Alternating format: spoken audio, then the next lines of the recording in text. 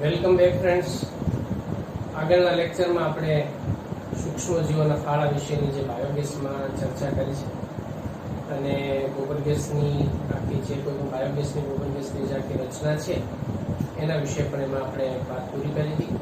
હવે એના પછીનો નેક્સ્ટ ટોપિક જે છે એના વિશેની જો આપણે આગળ વાત કરીએ તો જૈવિક નિયંત્રણમાં સૂક્ષ્મજીવોનો શું ફાળો છે અને એ સૂક્ષ્મજીવો જે છે એના દ્વારા આપણે કોઈ પણ રોગકારકો હોય અથવા તો ઉપદ્રવી જે કીટકો છે એનું નિયંત્રણ આપણે ખેતીવાડીમાં કઈ રીતે કરી શકાય છે અને પાકને કેવી રીતે સુરક્ષિત રાખી શકાય છે, તો એના વિશેની આપણે એમાં આગળ ચર્ચા કરીએ. તો સૌથી પહેલા તો વાત એ છે કે જૈવિક નિયંત્રણ એટલે શું? જૈવિક નિયંત્રણ આપણે કોને કહી શકાય? તો જૈવિક નિયંત્રણની જો આપણે એક સામાન્ય એમાં વ્યાખ્યા જોઈએ તો આપણે બધા જાણીએ છીએ કે ભાઈ જૈવિક પદ્ધતિનો ઉપયોગ આપણે જો કરીએ, બરાબર, જૈવિક પદ્ધતિનો ઉપયોગ કરી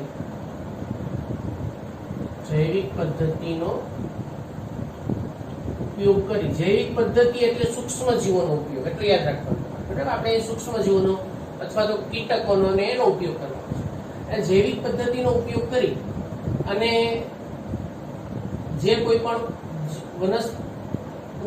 વનસ્પતિના રોગકારકો અને એમાંના જે ઉપદ્રવી જે સજીવો છે, ઉપદ્રવી જે કીટકો છે, ઉપદ્રવી કીટકોનું નિયંત્રણ કરવું. બરાબર, એનું નિયંત્રણ, જેને શું કહી શકાય આપણે? જૈવિક નિયંત્રણ. એટલે સજીવોનો ઉપયોગ કરી અને જે રોગકારક સજીવો છે, ઉપદ્રવી કીટકો છે, નુકસાનકારક સજીવો છે એનું નિયંત્રણ કરવાની પદ્ધતિ, એને આપણે કહેવાય જૈવિક. હવે જૈવિક નિયંત્રણ જે છે એ અત્યારના સમયમાં ખૂબ જરૂરી છે. આપણે અત્યારે બધા જાણીએ છીએ કે કૃષિ ક્ષેત્રે, ખેતરની અંદર આપણે જે કોઈ પણ બધા નવા સંશોધનો એમાં પેસ્ટિસાઇડ અને હર્બિસાઇડ અને એ બધાનો જે વિડીસાઇડનો ને એ બધાનો જે કોઈ પણ સંશોધનો થયા છે, એટલે કે ટૂંકમાં જેને આપણે રાસાયણિક દવાઓ તરીકે ઓળખી શકાય, જંતુનાશક દવાઓ તરીકે ઓળખવામાં આવે છે. તો આ જંતુનાશક દવાઓ ને એ બધું હાલના સમયની અંદર ઘણું બધું નુકસાનકારક છે અને એ માનવ સ્વાસ્થ્ય ઉપર પણ એટલું જ નુકસાન કરે છે અને ખેતરમાં પણ એટલું જ નુકસાન કરે છે અને બીજું કે પ્રદૂષણ પણ ફેલાવે છે. એટલે આપણે બધા જાણીએ છીએ ભાઈ કે હાલના જે સમયમાં અથવા તો અત્યારના યુગમાં જે રાસાયણિક જે કોઈ પણ જંતુનાશકો છે, એ જંતુનાશકો કે પછી આપણે એને શું કહેવાય, જંતુનાશકો કે પછી એમાંના કીટનાશકો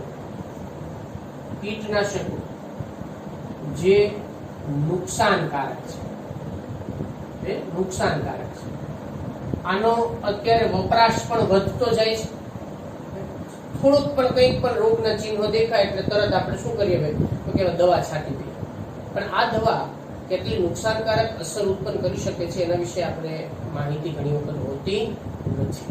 એનું પ્રમાણ માપ કેટલું રાખવું એની પણ કોઈ ચોકસાઈપૂર્વક ગંભીરતાથી એની કોઈ નોંધ લેવામાં આવતી નથી.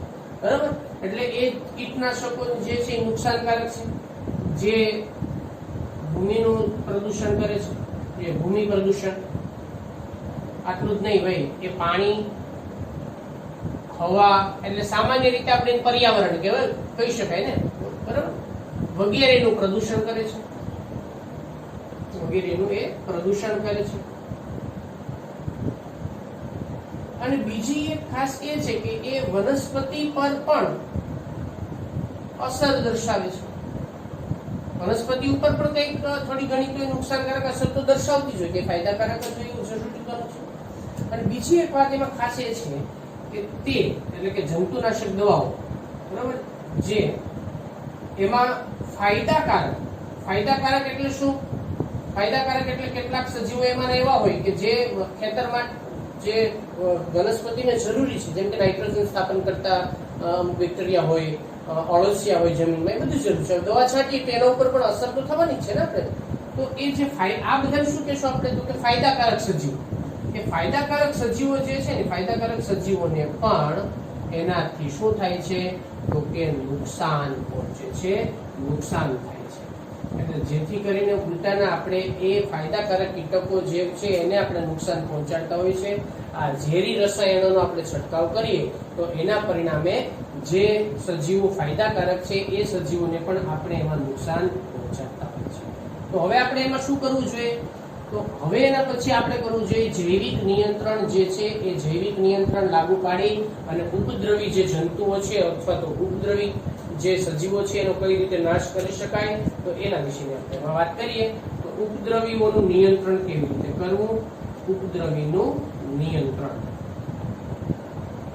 તો તમે બધા જાણો છો કે ખેતરની અંદર જે પાક વાવ્યો હોય એ પાકની અંદર ઘણા બધા અલગ અલગ પ્રકારના જે કીટકો છે એ કીટકો એની અંદર અલગ અલગ પ્રકારના આપણને શું હતું કે રોગ ઉત્પન્ન કરતા હોય, કોઈ પાંદડા ખાઈ જતા હોય, કોઈ જે છે ફળ અને એમાં ખોરાક તરીકે ઉપયોગ કરી લેતા હોય, એટલે ટૂંકમાં એનાથી નુકસાન થાય. બરાબર? એ નુકસાન જે છે એ નુકસાન થવાને પરિણામે એમાં ખેડૂતોને જે પાકની અંદર નિષ્ફળતા ને એવા ઘણા બધા પ્રશ્ન એમાં ઉત્પન્ન થતા હોય છે. તો એના આધારે હવે જૈવિક જે નિયંત્રણની પદ્ધતિ છે એ મુખ્યત્વે કોના ઉપર આધારિત છે? તો કે કુદરતી ભક્ષકો જે છે એના ઉપર આપણને આ પદ્ધતિ આધારિત છે. એટલે આ પદ્ધતિ જે કુદરતી ભક્ષકો ઉપર આધારિત છે. બરાબર? કુદરતી જે ભક્ષકો છે એ કુદરતી ભક્ષકો પર આધારિત છે, એના પર આધારિત છે. એટલે એમાં એનો અર્થ આપણે શું લઈ શકાય કે સજીવો જ સજીવોને ખોરાક તરીકે ઉપયોગ કરે છે. એટલે જે ઉપદ્રવી સજીવો છે એ ઉપદ્રવી સજીવોને અન્ય સજીવો જે છે એ એના ખોરાક તરીકે ઉપયોગ કરે, જેથી કરીને એનું એમાં પ્રમાણ ઘટતું જાય અને રોગની સ્થિતિ ઓછી થાય છે. હવે કેટલાક ખેડૂતો એવા પણ છે ને કે જેને આપણે સજીવ ખેતી કહીએ છીએ, કાર્બનિક ખેતી તરીકે ઓળખીએ છીએ. તો કાર્બનિક ખેતી એટલે ઓર્ગેનિક ફાર્મિંગ, જેને આપણે કાર્બનિક જે ખેતી છે, સજીવ ખેતી છે, આ જે કરતા જે ખેડૂતો છે એ ખેડૂતો એવું એનું પોતાનું એમાં જે પ્રતિભાવ આપતા હોય છે અથવા તો પોતાની એવી એક વાત રજૂ કરતા હોય છે કે ભાઈ જે વિવિધતામાં જેટલી સ્થિરતા વધારે હોય ને એટલું જ જે ઉત્પાદનમાં આપણને ફાયદો થતો જોવા મળે છે. એટલે કે જે વિવિધતા જે છે, જે વિવિધતાની અંદર જેમ સ્થાયિત્વ વધારે હોય એમ જે સ્વાસ્થ્ય જે છે મનુષ્યનું અને આખી જે પ્રકૃતિ, બરાબર, એ પણ સંતુલિત સ્થિતિમાં રહેતી હોય છે. એટલે કરતા જે ખેડૂતો દ્વારા એવું પણ એક એમાંનું જે અનુમાન હોય કે જૈવ વિવિધતા જે સારા સ્વાસ્થ્ય માટે જરૂરી છે. એટલે જે આપણે શું કરીએ, ખેતરમાં દવા છાંટીએ તો એના કારણે ઘણા બધા જે કીટકો છે એ બધા કીટકોને શું થાય છે એનાથી તો કે નુકસાન થાય છે, કીટકો મૃત્યુ પામતા હોય છે. જેથી કરીને આપણે જે સારા અથવા તો જે કીટકો ખરેખર જરૂરી છે, જેમ કે પતંગિયાઓ એક પરાગનયન કરે તો જ એમાં ફળ આવવાના છે, ભાઈ કોઈ માખીઓ જે છે એ પણ પરાગનયન કરે તો એને બધાને એનાથી નુકસાન થવાની શક્યતા જે છે વધી જતી હોય છે. અને એટલા માટે જે અનુમાન ખેડૂતો દ્વારા જે કરવામાં આવ્યું છે, જે વિવિધતા જો સારી હોય તો જ એની અંદર એ સ્વાસ્થ્ય સારું, વનસ્પતિનું, મનુષ્યનું અને પ્રકૃતિનું એમાં આપણને રહેતું જોવા મળતું હોય છે. એટલે દવાનો છંટકાવ જે છે એ હાનિકારક અસર ઉત્પન્ન કરે છે અને જેનાથી જે પ્રાકૃતિક ખેતી કરતા હોય એ બધા લોકો જે છે આનો સખત વિરોધ કરતા હોય છે. ભાઈ દવાનો છંટકાવ કરવાનું રહેવા દો, એના દ્વારા જે ફાયદાકારક જે સજીવો છે એને પણ એના દ્વારા નુકસાન થવાની શક્યતા જે છે એમાં એ વધી જતી જોવા મળતી હોય છે. એટલે આમ લાભદાયી સજીવો ના જીવન ચક્ર જે છે એનો ખોરાક, એનું રહેઠાણ એ બધાને આપણે ઓળખીએ અને જો એનો આપણે વૃદ્ધિ કરીએ તો એનાથી આ રોગકારકોને આપણે નિયંત્રણમાં લાવી શકાય છે. તો જે લાભ ખેડૂતો શું એમાં અત્યારે વિચારે છે કે ભાઈ લાભદાયી જે સજીવો છે ને એ લાભદાયી સજીવોનો ખોરાક, બીજું એનું રહેઠાણ, એનું જીવન ચક્ર કઈ પ્રકારનું હોય છે એ જીવન ચક્ર વગેરે વિશે એની જે જાણકારી છે એ જાણકારી હોવી જોઈએ, જેથી જૈવિક નિયંત્રણ જે છે એ જૈવિક નિયંત્રણ માટેના જે કોઈ પણ સંસાધનો છે, સાધનો છે, એ આપણે શું કરી શકાય છે? તો કે એમાં વિકસિત કરી શકાય છે. એટલે આ રીતે આપણે સૌથી પહેલા તો લાભદાયી સજીવોને ઓળખવા જોઈએ, સૌથી પહેલી વસ્તુ. બીજું કે લાભદાયી સજીવોનું જીવન ચક્ર શું છે એ આપણે જાણવું જોઈએ, અને એના પછી આપણે એ સજીવો જે છે એ શું અસર કરે છે એના વિશે જાણવું જોઈએ. એ પ્રકારના એમાંના જૈવિક નિયંત્રણ કરતા સાધનો જે છે એ સાધનોને વિકસાવવા જોઈએ કે જેથી કરીને સજીવો જે છે એ જૈવિક નિયંત્રણ સુવ્યવસ્થિત રીતે કરવામાં કંઈક આપણને મદદરૂપ થઈ શકે છે. તો આ જે આપણે ચર્ચા કરી કેટલીક પ્રાથમિક વાત હતી, બરાબર. અને હવે એમાં બીજું કેટલાક ઉદાહરણોની આપણે આગળ ચર્ચા કરીએ કે જે ઉદાહરણો જે આપણે એના ઉપરથી ખ્યાલ આવે કે ભાઈ કયા કયા પ્રકારના જેવા રોગો છે અથવા કે જે રોગોનો સામનો કરવા માટે અથવા તો એ રોગોના નિયંત્રણ કરવા માટે આપણે સૂક્ષ્મજીવો કે કોઈ કીટકો કેવી રીતે ઉપયોગમાં આવતા હોય છે, તો એના વિશેની હવે એમાં આપણે આગળ ચર્ચા કરીએ, બરાબર.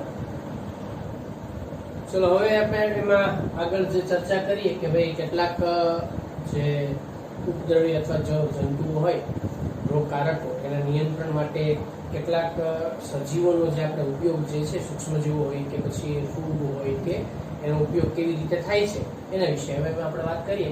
તો લેડીબર્ડ અને ડ્રેગન ફ્લાય, બરાબર. ડ્રેગન ફ્લાય એટલે જે આપણે જેને ડ્રેગન ફ્લાય ઉગતા જે જોવા મળે, ગુજરાતી નામ છે એનું બીજું વાણિયા તરીકે પણ આપણે ઓળખતા હોય ડ્રેગન ફ્લાય હોય ને, બરાબર. અને લેડીબર્ડ એ, અને આ ઉપરાંત જેના શરીર ઉપર આપણને એમાં લાલ કે કાળા રંગના નિશાન જોવા મળે એવા ભૃંગ કીટકો. ભૃંગ કીટકો એટલે આપણે એને બીટલ્સ તરીકે ઓળખી શકાય. આ પણ તમે કદાચ જોયા હશે, તમે જોશો કે ચોમાસા કે એની અંદર છે ને ઓલા ઉપરની બાજુએ કાળા રંગની ઢાલ હોય, કે ઢાલ હોય, અને અથવા તો લાલ રંગની ઢાલ હોય અને એમાં કાળા ટપકા જોવા મળે, અને પછી ઓલા માટીના ને એના નાના નાના ગોલકો બનાવીને આમ જતા હોય ને ધક્કો મારીને આગળ દોડવતા એવા કીટકો કદાચ જોયા હશે જમીન ઉપર. એને આપણે ભૃંગ કીટક તરીકે. તો આ જે ભૃંગ કીટકોની જે છે ને એ બીટલ્સ, એનો ઉપયોગ જે છે એ આપણે જે એમાં એફિડ્સ અને મચ્છરો જે છે એનાથી છુટકારો મેળવવા માટે એમાં કરવામાં આવતું હોય છે, બરાબર. તો એમાં ડ્રેગન ફ્લાય એટલે કે જે હવામાં જે ઉડતા એમાંના જે વાણિયા કીટકો જે છે, વાણિયા તરીકે આપણે જેને ઓળખતા હોય ડ્રેગન ફ્લાય, ને એના દ્વારા મચ્છર અને એનો જે ઉપદ્રવ છે એ ઘટાડી શકાય છે. એફિડ્સ અને બીજી જીવાત જે છે એમાંથી મચ્છરોનો ઉપદ્રવ ઘટાડવામાં આવે છે. તો જો અહીંયા આપણે શું વાત કરીએ છીએ કે કેટલાક એવા નુકસાનકારક જે સજીવો છે એના નિયંત્રણ માટે આપણે આ બધા સજીવોનો ઉપયોગ કરતા હોઈએ છીએ કે જે આપણે એવા નુકસાનકારક સજીવોને દૂર કરતા હોય છે. હવે બીજું પણ એવા જૈવિક નિયંત્રણમાં કેટલાક સૂક્ષ્મ જીવો છે એના વિશેની જો આપણે એમાં વાત કરીએ તો બેસિલસ thuringiensis બેક્ટેરિયા, આપણે બીટી નામ બધાએ સાંભળ્યું હશે. આ બીટી, હવે બીટી કપાસ ને બીટી બિયારણ. બીટી નું પૂરું નામ શું થાય? Bacillus thuringiensis. આ બીટી નું પૂરું નામ છે. બીટી કોના નામ ઉપરથી આવ્યો છે આ શબ્દ? તો કે બેક્ટેરિયાના નામ ઉપરથી આવ્યો છે. બેક્ટેરિયાનું નામ છે બેસિલસ thuringiensis. આ બેક્ટેરિયા જેનો ઉપયોગ આપણે જે પતંગિયાની જે ઈયળ હોય ને, ઈયળ, એ ઈયળના નિયંત્રણ માટે કરવામાં આવે છે જેથી કરીને એ ખેતરમાં કે એમાં નુકસાન ન કરે, બરાબર. એટલે ઈયળનું નિયંત્રણ જે છે એના માટે આપણે આ બેક્ટેરિયા સૂક્ષ્મજીવો જેનો અહીંયા ઉપયોગ શું થાય છે એના વિશે વાત કરીએ. તો આ સૂક્ષ્મજીવો છે ને એ અત્યારે આમ તો શુષ્ક પાવડરમાં પેકેટમાં મળતા હોય છે. પછી એ પાવડરને શું કરવામાં આવે તો પાણી સાથે મિશ્ર કરવામાં આવે છે, બરાબર. જેને પાણી સાથે મિશ્ર કરવામાં આવે છે, એટલે એને પાણી સાથે મિશ્ર કરી અને જે રાઈ અને એવા જે ઘણા બધા ફળાવ જે વનસ્પતિ હોય એમ, બરાબર, એના પર એનો છંટકાવ કરવામાં આવે છે, બરાબર. છંટકાવ કરવામાં આવે છે.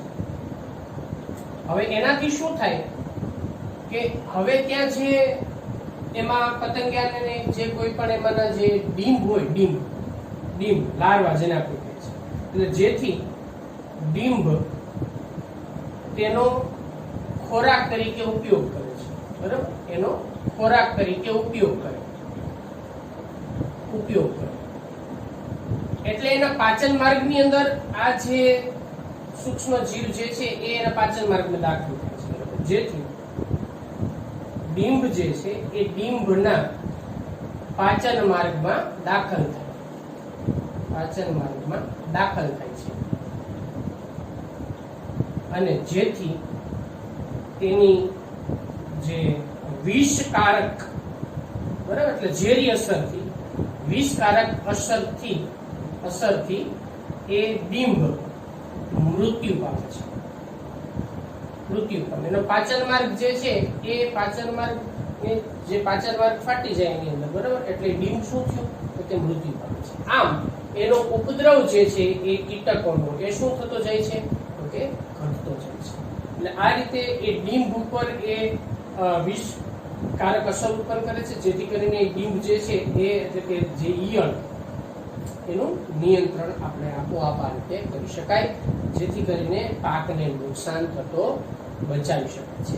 અત્યારે હાલના સમયમાં આપણે વાત કરીએ છીએ આના વિશે, જો કે આપણે બાયોટેકનોલોજીના ચેપ્ટરની અંદર ડિટેલમાં ચર્ચા કરશું કે, પણ હાલના સમયમાં જો આપણે વાત કરીએ તો વૈજ્ઞાનિકો દ્વારા, બરાબર, એ જે આના અંદરનું આ બેક્ટેરિયાની અંદરનું જે જનીન છે એ જનીન જેને આપણે ક્રાઇજીન તરીકે ઓળખી શકાય અને વિષકારક પ્રોટીન જે ઉત્પન્ન કરે છે એને આપણે ક્રાઇ પ્રોટીન તરીકે ઓળખી શકાય. તો એ અત્યારે ક્રાઇજીન જે વનસ્પતિમાં એને દાખલ કરી અને એનાથી બીટી જે કપાસની વેરાયટીઓ છે એ ઉત્પન્ન કરી શકાય છે. તો અહીંયા જો વાત કરીએ આપણે કે હાલ વૈજ્ઞાનિકો દ્વારા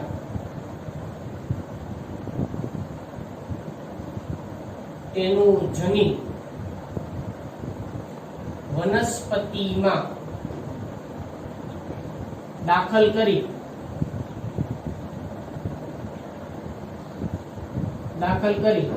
અને બીટી વેરાયટી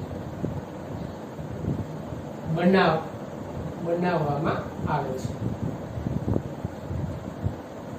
ઉદાહરણ તરીકે જો હું તમને એની વાત કરું, ઉદાહરણ તો આપણે બધા જાણીએ છીએ, ઉદાહરણ તરીકે આપણે બીટી કપાસ, આપણે બધા જાણીએ છીએ બીટી કપાસ જે છે આનું બેસ્ટ ઉદાહરણ છે સમજવા માટે. બીટી કપાસની અંદર આ પ્રમાણે આપણે સૂક્ષ્મજીવ દાખલ કરી અને જેને ઝીંડવાને જે ખાઈ જતી જે ઈયળ હોય ને, બરાબર, ઝીંડવાને જે ખાઈ જતી જે ઈયળ છે એ ઈયળથી છુટકારો આપણે મેળવી શકીએ છીએ. તો એમાં જે પ્રોટીન હોય, પ્રોટીનનું નામ છે ક્રાઈ પ્રોટીન, અને જનીન જેને આપણે ક્રાઇજીન, એના વિશે બાયોટેકનોલોજીના ચેપ્ટરમાં આપણે ડિટેલમાં ચર્ચા કરીશું. આ થયું સૂક્ષ્મજીવ. કયું સૂક્ષ્મજીવ? બેસિલસ thuringiensis, આ બેક્ટેરિયલ.